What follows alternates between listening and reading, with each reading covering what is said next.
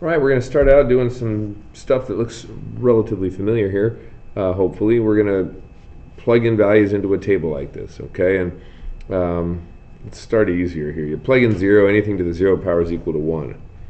Okay, you plug in a 1, 2 to the first is 2, 2 to the second is 4, and 2 cubed is 8.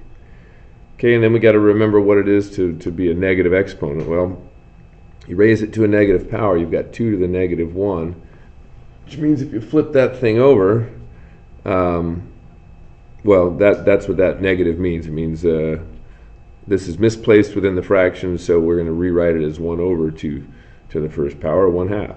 Okay, so all of these having negatives means we're going to flip them over first, and then we're going to raise it to that power. So this 2 matches that 2 because this is the same power, it just got flipped over.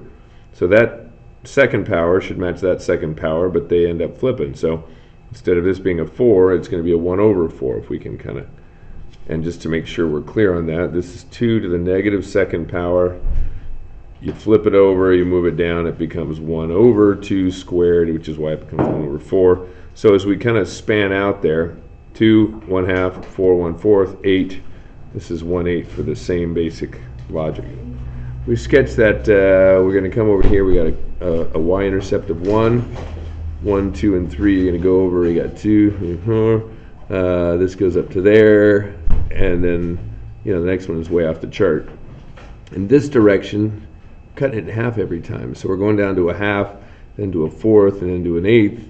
And I know my students, I ask this question all the time, are we ever going to get to that x-axis? Well, the answer is no, it's going to get infinitely close, but we're not going to get there.